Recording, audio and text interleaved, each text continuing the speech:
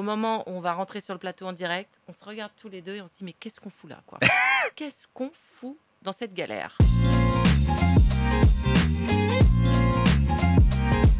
On commence du coup le 30 décembre 1970. Ah, quel jour, hein. Ah, bah, Ma évidemment. naissance. Ah, ouais, marqué d'une pierre blanche. Tu as grandi dans la vallée de Chevreuse. Oui. Je me suis demandé tout simplement quelle était l'enfance, quel a été le cadre de vie, quel souvenir tu gardes de cette enfance dans la vallée de Chevreuse.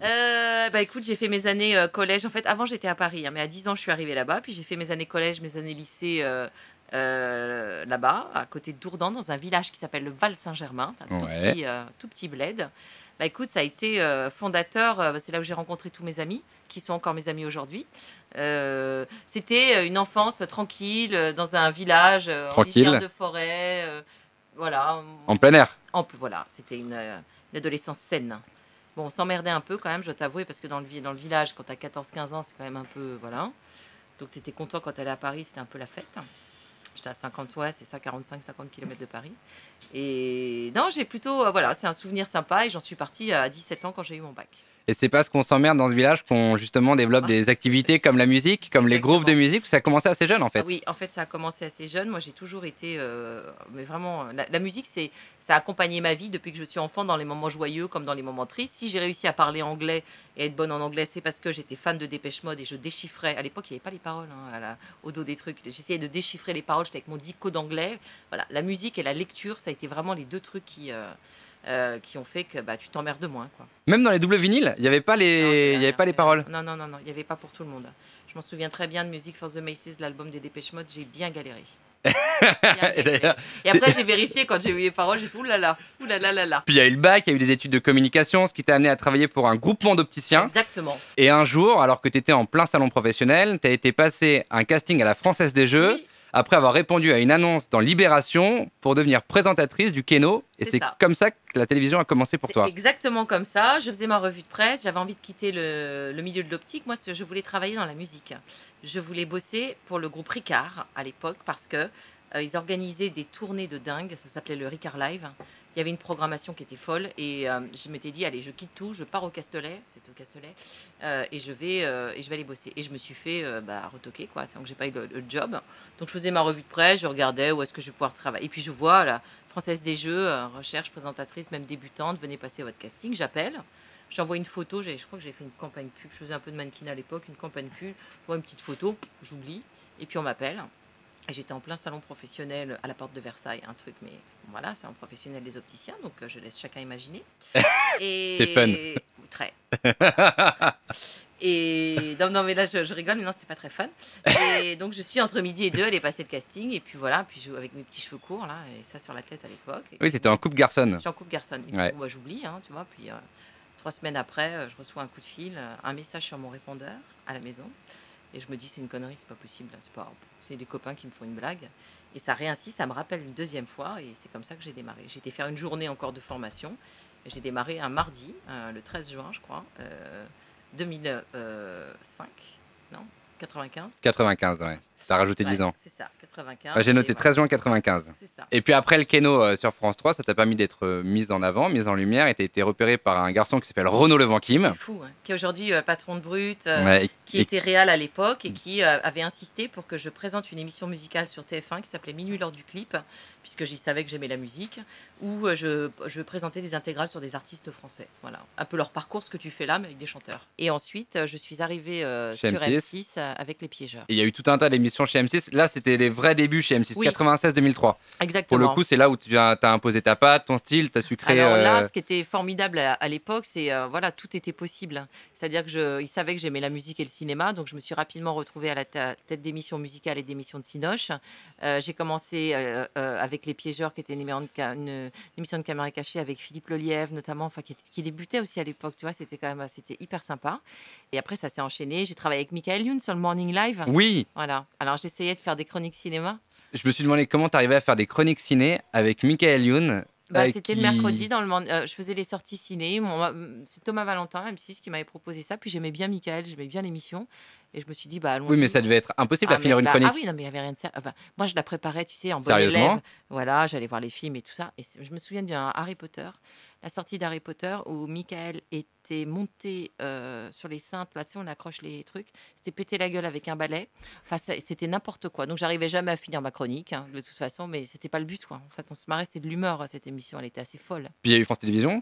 Alors, après M6, effectivement, j'ai passé une saison sur France Télé avec Gaël Le Forestier dans une émission qui s'appelle Qu'est-ce qui se passe quand? Bon, on s'est bien marré, mais qui a duré 3 mois. Bon, on rigolait, hein, mais ça marchait pas. Et après, ça, on s'est J'ai marré. eu noté France 2 avec Thierry Beccaro. Ouais, Il y a avec eu Jean-Luc Delarue. Avec Jean-Luc, ouais, qui a Ouais. produit, avec qui j'ai travaillé pendant un moment, avec Patrice Laffont, avec Thierry Beccaro. Et ensuite, Christophe de Chavannes m'a appelé pour passer un casting pour les 100 plus grands sur TF1. Donc, j'ai passé ce casting et c'est comme ça que je suis arrivée chez TF1. En remplacement de Valérie En Benaïm. remplacement de Valérie Benaïm, exactement. Donc, j'ai fait ça pendant 1 ou 2 ans. J'avais pas d'exclusivité du tout, donc je pouvais travailler sur plein d'autres chaînes. Donc, j'ai travaillé sur des petites chaînes du Cap. J'ai travaillé sur Teva. Au même moment, je faisais un talk show. J'ai fait plein de choses. Odyssée, Ah ouais. E-Entertainment. E-Entertainment, c'était un peu plus tard. Ça, c'était génial. C'est la chaîne américaine m'avait confié donc le décrochage français et m'avait envoyé 2 années de suite couvrir les Oscars et les Golden Globes à Los Angeles. C'est génial. Ah, mais c'était génial. Là, c'est le rêve américain pour En le fait, coup. tu pars 8-10 jours là-bas parce que tu mets en boîte d'autres émissions. C'était assez fou, c'était hyper sympa, vraiment chouette à faire. Et j'étais déjà sur TF1 à ce moment-là. Et TF1, pour le coup, ça, c'est les années de gloire, si on peut dire, entre 2004 et 2017, avec Christophe de Chavannes, les 50 minutes inside, Danse Ouais. avec les stars, Ninja Warrior. Il y a eu tous les gros formats, tous les Mm. grands rendez-vous. Mm. Je me suis dit, en retraçant un peu ton parcours télévisuel, que tu avais travaillé avec tous les hommes incontournables du PAF. Michael Youn, Thierry Beccaro, Christophe de Chavannes, Nico Saliagas, Denis Brognard, Jean-Pierre Foucault, Jean-Luc Delarue, Julien Arnaud, Arthur. J'ai noté Mathieu Delormeau et Cyril Hanouna sur Europe 1 à l'époque dans Les Pieds dans le Plat. Je me suis demandé, mais comment est-ce que quand on est une jeune femme de 20, 25, 30 ans, on arrive à créer sa place, à créer son identité dans un milieu qui n'est en fait constitué que de mecs? Parce qu'à la réalisation, il n'y avait que des mecs. À la production, il n'y avait que des mecs. Ça change quand même. Et à l'animation, il n'y avait que des mecs. Il y en Donc, avait beaucoup, oui. pour s'identifier, enfin, tu vois ce que je veux dire? À l'époque où moi j'étais sur M6, j'ai présenté moi-même des émissions Ciné 6 grand écran, Plus vite que la musique. C'est des émissions que je présentais. Et il y avait Christian Blachas aussi à l'époque. Oui, mais il y avait Pub. peu de présentatrices. C'est vrai. Il y avait peu de référentes, en fait. C'est ça que je veux il y avait dire. beaucoup de co-animes. J'ai fait beaucoup de co-animes parce que ça a été la mode et je sais pas si ça l'est toujours, où il fallait un couple, un duo. Et comme je pense que je suis plutôt bonne camarade et que je suis pas emmerdante et voilà, et que ça m'amuse et voilà, bah on me mettait avec plein d'hommes avec qui ça se passait très bien. Oui, la dernière saison de Danse avec les stars, d'ailleurs, pour Et le oui. coup, il y avait un couple avec tout C'était le génial. PAF. Ah voilà, là c'était je suis passée par le départ en beauté puisque ils n'avaient pas remplacé. C'était Laurent. Laurent Ornac, ouais, exactement. Ils l'avaient pas remplacé et ils m'ont dit on va faire un truc génial. Tu vas co-animer chaque samedi ou vendredi, je sais plus, avec un animateur de la chaîne différent. Et donc c'était un exercice à chaque fois complètement complètement différent. Alors il n'y bien avait sûr. pas que des hommes, il y avait aussi Laurence Boccolini, Ouais. Carole Rousseau, Karine Ferry. Mais c'était un exercice, voilà, parce que c'est quand même quand un duo, c'est pas quelque chose d'inné, d'instantané. Hein. C'est quelque chose qui se travaille. Et là, le challenge, c'est que tu étais en direct et que tu avais un minimum de temps de prépa. Donc ça, c'était hyper intéressant à faire. Ah oui, j'ai présenté avec Bruno Guillon aussi, que j'embrasse et que j'adore. Un de plus. Ouais. Sur TF1, on a fait une émission mémorable qui s'appelle Le Français le plus extraordinaire, où au moment où on va rentrer sur le plateau en direct, on se regarde tous les deux et on se dit mais qu'est-ce qu'on fout là, quoi? Qu'est-ce qu'on fout dans cette galère? Voilà. Et donc, c'était une véritable galère? Ah, ça a été quelque chose, oui, ça a été quelque chose. Alors nous, on s'est amusé à le faire. Ça a fait un score de tennis, hein, ça a donc pas du tout marché. Et c'était lunaire, voilà. Mais avec Bruno, je m'entends bien, avec lui, on s'est bien amusé. Mais j'ai l'impression que tu t'entends bien avec tout le monde dans Mais le moi, PAF. j'ai pas de problème. Ouais, moi, j'ai pas d'ego. J'ai pas un ego. C'est des bons camarades de jeu. T'en as avec qui t'as bien sûr plus ou moins d'affinité. Hein, mais c'est des bons camarades de jeu. Puis dans le boulot, voilà, on se marrait bien. Et puis on avait un métier quand même sympa. Hein, tu vois, on fait pas des opérations à cœur ouvert, donc ça va. Quelle était l'émission justement la plus challenge, la plus, le plus gros challenge, la plus difficile à présenter? Ce qui a été difficile à présenter, disons le mag, c'était du mag, donc c'était pas mes codes, c'était en direct, mais j'avais Juju Arnaud qui était une merveille, donc c'était, voilà, tu vois, il y avait des temps de plateau, on en parlait tout à l'heure pour la radio, tu avais des temps de plateau très courts parce qu'il fallait que ce soit une œuvre, et dans notre jargon, quand une émission doit être une œuvre, c'est que tu as plus de magnéto et de sujets que de live. Et le principe de cette émission, c'était aussi d'avoir des invités et des chroniqueurs. Donc c'était, faut y aller, on a 1 minute 30, on a machin, tu vois, donc c'était un truc... C'est le passe-plat. Alors, c'était pas vraiment passe-plat parce qu'on nous demandait quand même d'amener du fond et de faire des chroniques et de faire des choses. Donc ça, c'était challengeant, mais c'était très intéressant à faire. Après, Danse avec les stars, forcément, quand c'est arrivé, c'était nouveau. Il y avait plein de gens qui n'y croyaient absolument pas. Donc ça, c'était un vrai challenge. C'était très chouette à faire, mais bon, tu avais des marques. C'était un gros bateau hein, quand même, Danse avec les stars. Personne n'y croyait au début? Pas personne. Je dis, il y avait des gens qui n'y croyaient pas. Si, la Ok. chaîne y croyait puisqu'ils l'ont mis à Bien l'antenne. sûr. Mais tout le monde s'est dit, la danse de salon, franchement, à 20h50, tout le monde s'en fout, quoi. Ouais. Sur du Rihanna. Tu vois, danser un cha-cha sur du Rihanna, tout le monde se disait, qu'est-ce que c'est que ce truc, quoi. Dans un décor à l'époque, pour la première saison, qui était quand même un vrai décor un peu de théâtre, tu vois, avec les codes du théâtre et tout ça, c'était particulier. Et c'était challengeant toutes les semaines. Voilà, tout le monde débutait. C'était une franchise qui existait. Il fallait pas faire n'importe quoi non plus avec parce que c'était la BBC qui avait les droits. Donc, Il y avait des codes à respecter. Ouais, bien sûr. Ouais. Mais c'était super. C'est des gens avec qui tu gardes des contacts aujourd'hui? Certains d'entre eux, oui. Nikos, par exemple, c'est quelqu'un avec qui je garde contact. Estelle Denis aussi, avec qui j'ai pas mal de contacts. Julien Arnaud, qui d'autre? Pascal Latour du Pin. Voilà, des gens avec qui j'ai travaillé, que je vois de temps en temps avec grand plaisir. Quand la télé a commencé pour toi en 95 et qu'elle s'est arrêtée en 2017, elle a beaucoup changé. Bah, ça a été une révolution, oui. Moi, j'avais le courrier des téléspectateurs. Hein. Il n'y avait pas les réseaux sociaux. Qu'est-ce qui t'a le plus marqué justement durant ces quasiment 20 ans? En fait, c'est le côté exponentiel. C'est vraiment le phénomène des réseaux sociaux, moi, qui a été vraiment très, très marquant, où d'un coup, tu avais un tribunal pour ce qu'il y a de mieux et ce qu'il y a de pire.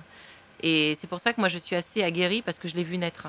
Donc, je me suis habituée au truc. Mais je me dis aujourd'hui, des gamins ou des gamines qui arrivent et qui se font bâcher sur Twitter toute la journée, ça peut être assez compliqué. Moi, j'ai vu le truc arriver petit à petit. Ça a été une vraie révolution. C'est-à-dire que la révolution aussi, c'est que la source d'information, c'était la presse, la radio, un peu Internet au début et la télé. Aujourd'hui, c'est tout. Aujourd'hui, c'est ton smartphone, tu vois. Donc, les codes ont changé et c'est une manière. La télé ne s'appréhende plus du tout de la même manière. Moi, j'ai des enfants qui sont ados, ils regardent pas la télé, ils s'en foutent. Ils regardent sur leur smartphone, ils regardent YouTube, ils regardent des vidéos. Voilà, c'est plus du tout la même consommation. C'est-à-dire que je dirais pas que c'est un vieux média, mais c'est un média qui est forcément moins agile bien sûr. que tout ce qui se fait, que même la Twitch, tous ces trucs-là. Après, je pense que la télé a encore de beaux jours devant elle pour tout ce qui est des grands événements en direct, type les Coupes du Monde, les grands événements sportifs. C'est-à-dire que l'événement a encore sa place à la télé. Mais sinon, tout le reste, tu peux le regarder. Enfin, tu vois, je veux dire, si tu le saucissonnes, tu découvres, tu regardes les parties qui t'intéressent. Enfin, c'est compliqué. C'est quelque chose que tu as senti dans ton évolution d'animation au fil des années? Oui, c'est quelque chose que tu sens, bien sûr, parce qu'on te demande de faire le petit message pour Insta, le petit message pour Twitter. On te demande de faire, tu vois, le Facebook Live. Au départ, c'était beaucoup Facebook. Ouais. Avant Bien sûr. c'était l'ancêtre, en fait. Ça paraît fou de dire ça, mais en oui. fait, c'est vrai. Mais bien sûr, hein, c'était Facebook, donc tu avais les premiers Facebook Live, c'était comme des oufs, quoi. Tu vois, c'était la révolution. Et on commençait à te dire, tiens, tu as peut-être une audience à aller capturer sur Facebook, des contenus dédiés spécifiquement pour Facebook, puisque c'est pas les mêmes codes et les mêmes normes que ce que tu fais en télé, quoi. Voilà, c'est autre chose. C'est plus agile, c'est plus comme on se parle là. C'est pas madame, messieurs, bonsoir, c'est pas du tout ça, quoi. Il n'y a plus de mouvement, il n'y a plus donc ça a amené un petit coup de frais quand même à tout ça. Hein. Et y compris les anciens s'y mettent. Hein. Les anciens, enfin les figures, voilà, tout le monde y est, quoi. C'était dur de s'adapter, c'est dur de s'adapter au changement? Non, c'était drôle. Non, c'est agréable. Ah bah non, c'était plutôt. Et puis, encore une fois, nous, on l'a vu arriver. Donc tu es dans le bain en même temps que tout le monde, tu vois ce que je veux dire? C'est pas comme si je débarquais d'une planète aujourd'hui et qu'il fallait s'y mettre. On a évolué avec. Hein. Donc non, c'était plutôt chouette de se dire, tiens, il y a d'autres supports que la télé, on peut dire d'autres choses, c'est plus décontracté, c'est plus cool, on peut faire passer d'autres types de messages pour d'autres audiences. Bon, et en 2017, du coup, il y a eu le virage. Merci, au revoir. Rideau. J'étais en pleine saison de Danse avec les stars. On avait enclenché la saison de 50 Minutes Inside. Et je voulais pas me barrer du jour au lendemain, ce qui ne se fait pas, puis, parce que j'ai du respect aussi pour les gens qui m'ont employé, puis ça a été une bonne maison et Bien je sûr. ne crache pas dans la soupe.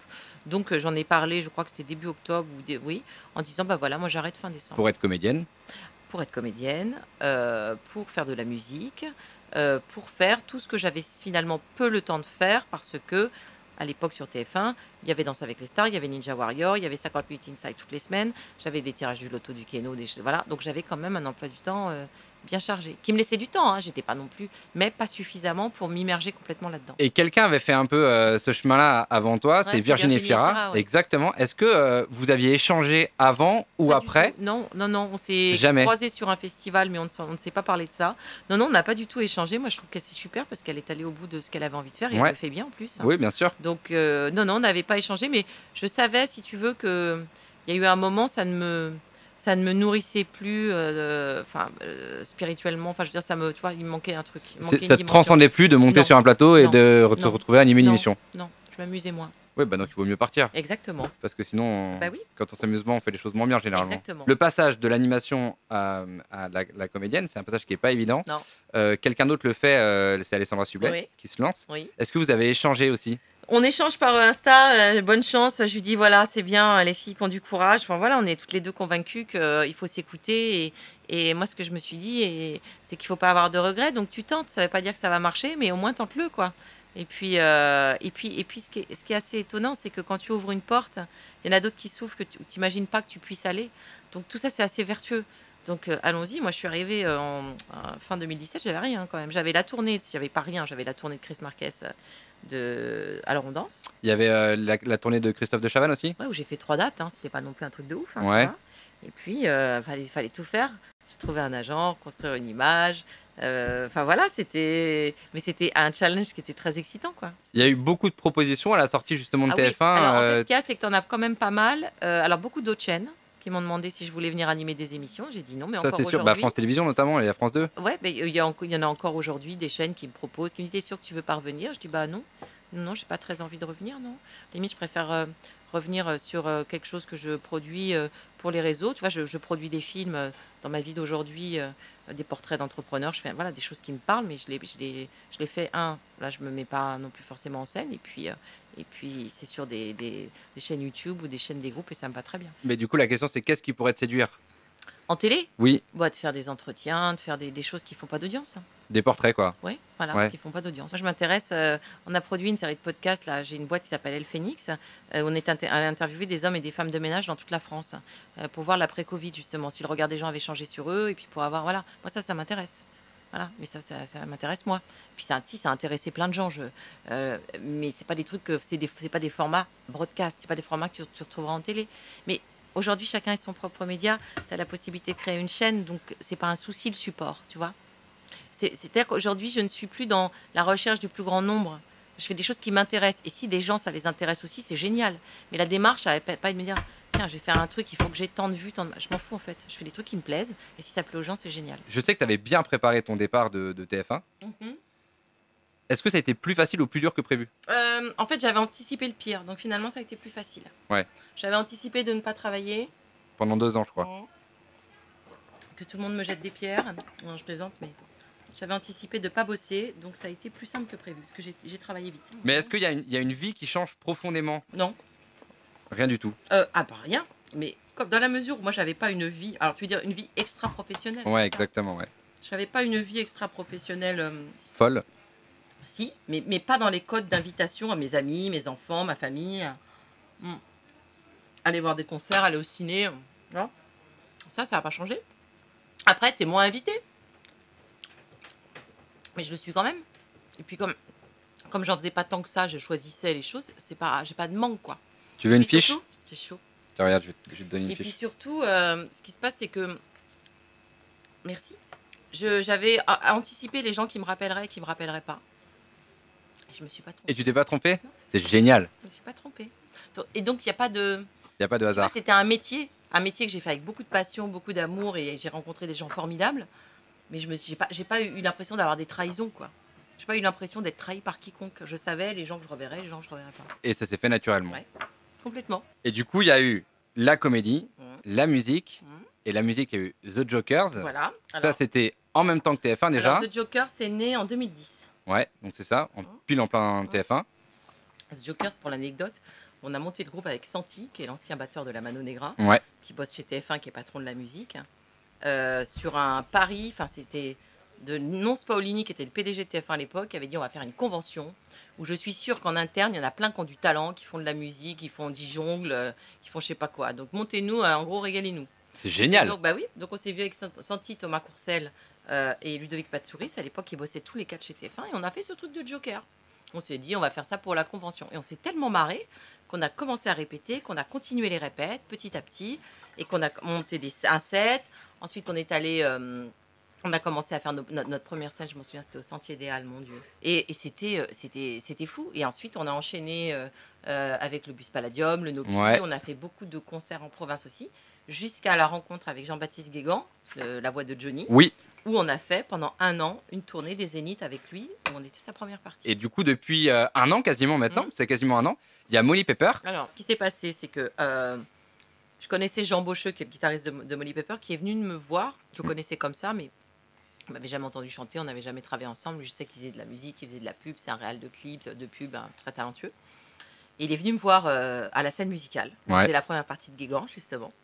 Et à la sortie, il me dit ça envoie, c'est bien, j'ai quelques titres, est-ce que ça te dirait? Bon, je dis bon, ouais, c'est bien sûr, c'est cool et tout, avec plaisir. Et on se voit en janvier 2020. Poum, confinement après, mars là. Donc on se voit pas du tout pendant 6-7 mois. Il me dit je vais te présenter un garçon, un François avec qui je compose aussi, François Pavant. François Pavant, ouais. Voilà. Et du coup on s'est revus en octobre. Le deuxième confinement, on avait le droit de bosser, là tu sais. Et on a profité de ce deuxième confinement pour enregistrer 12 titres chez Jean, qui a un garage dans le 10e, dans son garage avec ses motos. On a fait un studio là-dedans et on a enregistré 12 titres. Voilà comment ça s'est fait. Et il y a un EP qui est sorti récemment qui s'appelle EP1. Exactement. Qui est sorti en février dernier. Ouais. Il y a un EP avec 4 titres. Ouais. Et 2 singles. Et voilà, et on commence à jouer, on commence à avoir de plus en plus de dates. On est hyper... Là, on joue, par exemple, le 21 juin. On va jouer à 5h du mat. Au Hall de Rungis, c'est le concert le plus tôt de France pour la fête de la musique. On joue entre 5h et 7h avec d'autres artistes. Et on joue le soir pour les Parisiens au Papa Cabane en face de Bercy. Alors, c'est pas encore le POPB, hein, c'est le Papa Cabane, c'est hyper sympa. C'est une terrasse de 1000 mètres carrés. Voilà, on a un festival qui s'appelle Jura Rock and Horse le 30 juillet où on joue sur le plateau avec Trust, en première partie de Trust. Antisocial. Ouais, tu perds ton sang-froid. Donc on commence à avoir, tu vois, des dates comme ça. On est sur une date en Savoie au mois de septembre. Mais on cherche encore un tourneur, tu vois, c'est le tout début. Déjà, on a un label qui nous a signé, qui a craqué, qui s'appelle ZRP. On est suivi, on commence à avoir une petite équipe sympa autour, quoi. Et puis on a un single qui va déchirer, qui sortira au mois d'octobre. Et si tu te croisais enfant, qu'est-ce que tu te dirais? Ah là là là là, arrête avec tes complexes, ça va bien aller. Je te jure que ça va bien aller. Détends-toi. T'as été très complexé? Très complexé. Timide, très... à me dévaloriser tout le temps, pas sûr de moi, tout ça. Mais attends, je le traîne encore un peu, hein, ça va mieux, mais il faut du temps. Et donc je me dirais, je te jure Sandrine, je me prendrais la main, je me ferais un bisou et je me dirais, je te jure Sandrine, ça va aller, quoi, t'inquiète pas. Je pense que même si j'ai choisi la télé, c'est pour ça, c'était une espèce de challenge personnel de me dire, je me souviens mes parents quand j'aurais dit ça, ils hallucinaient parce qu'ils disent, mais toi tu vas faire ça, tu vas faire... Bah, je dis, bah oui. En fait, c'était quelque part me faire violence, quoi. C'est me faire violence et puis aller... Et ouais, c'était peut-être une forme de thérapie. Et après 22 ans de télévision, alors ça va mieux, ça là. rassure? Oui, et puis j'ai réglé pas mal de choses, mais tu sais, c'est compliqué. Même quand tu te lances après dans la musique ou dans la fiction, tu as un truc de légitimité, parce que moi j'ai quand même été bercée pendant 20 ans de télé. On te dit, ah, t'es animatrice, tu peux pas être chanteuse, t'es animatrice, tu peux pas être comédienne. Enfin, forcément, chacun est dans une case bien déterminée. Donc ça, on t'infuse ça. Donc finalement, tu fais un petit peu, tu vois, ah oui, il a peut-être raison, peut-être qu'effectivement...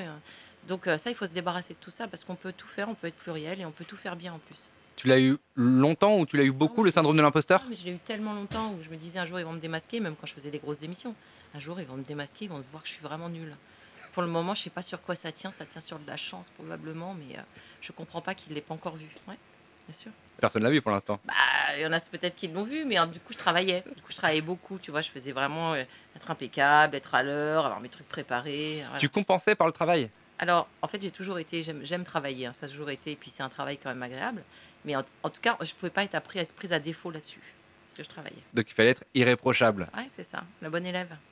C'est moi la bonne élève. Bon, mais aujourd'hui tout va bien. Ah bah ça allait déjà, hein. Attends, j'étais pas non plus au fond du gouffre, hein. Bien sûr que tout va bien, et puis tu vois, je vais te dire, les années passent, et finalement, tu fais comme un oignon, tu vois, tu t'enlèves tu vois, des plures au fur et à mesure, et tu te libères de choses qui te prennent le chou, et tu te dis, si j'avais su, j'aurais gagné du temps, mais je crois qu'en fait, chacun fait son chemin, quoi.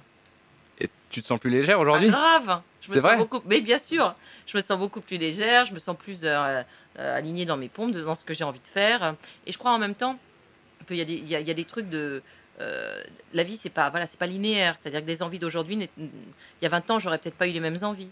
Mais ce qu'il faut, c'est, je pense, à différents moments de sa vie, s'écouter sur ce dont on a envie profondément et essayer d'être en accord avec ça. En fait, on sent bien que si tu étais resté dans ce salon professionnel de groupement d'opticiens... Oui. Ah bah, mais je sais pas quelle vie j'aurais eu. Bah ouais. Mais je serais pas restée. Hein. Déjà, je savais que je ne serais pas restée, j'aurais fait d'autres choses. J'allais pas travailler 20 ans dans l'optique, même si, ils étaient charmants mes collègues, hein, ça se passait bien. Mais je savais que, voilà. Ah, de T'en as là revu? j'en ai revu, j'ai des nouvelles de temps en temps par les réseaux, C'est drôle. mais de là à tu vois, de là à imaginer faire de la télé, non, moi je voulais faire du rock, hein, je voulais faire de la musique déjà. Bah, c'était déjà le cas avant, mais c'est juste qu'aujourd'hui, tu en prends conscience. Bah, en fait, c'est surtout que je te dis, j'écoute mes envies, voilà. Peut-être que j'écoutais pas assez avant. Pour tout un tas de raisons, là, j'écoute vraiment mes envies et je fais en fonction de ce que j'ai envie de faire. Ça a pu créer des regrets ou des remords? Aucun. Aucun. Ah non, non, aucun. Non, non, je pense que je suis arrivée au bout de ce que j'avais à faire en télé. J'ai eu des super belles années. Ça s'est très bien passé. C'est un métier chouette, hein, vraiment animatrice télé, c'est vraiment un métier chouette. Voilà, je suis arrivée au bout et maintenant, place à ma nouvelle vie. Félicitations, Sandrine. Merci, Merci merci de d'avoir ton accepté mon invitation. c'est cool. Bah non, c'était très chouette. Non, et merci à vous qui nous avez regardés. Merci beaucoup, Sandrine Questier. Merci de ton invite. À Merci, bientôt. merci Sandrine. Salut. Avant de se quitter, juste un petit remerciement, c'est important. Merci à vous déjà. Merci de nous suivre aussi chaque semaine sur tous les différents médias, que ce soit sur TikTok, que ce soit en podcast, que ce soit sur YouTube et ici le samedi après-midi sur Twitch. Rendez-vous samedi prochain à 17h30. Merci à Clément et à François. Merci à François, le propriétaire du restaurant, avec Adrien. Ah ouais, Big up. merci pour François et Adrien. Merci à Clément pour le dessert. Merci, chef Clément. L'équipe des marchands de vin, tout simplement. Et merci à mon équipe à moi. Il y a Victor qui est caché derrière. Merci beaucoup, Victor. Salut, Victor. Rendez-vous samedi prochain à 17h30. Je Avec m'appelle qui? Mathieu Gérard. C'était la base. Surprise. Qui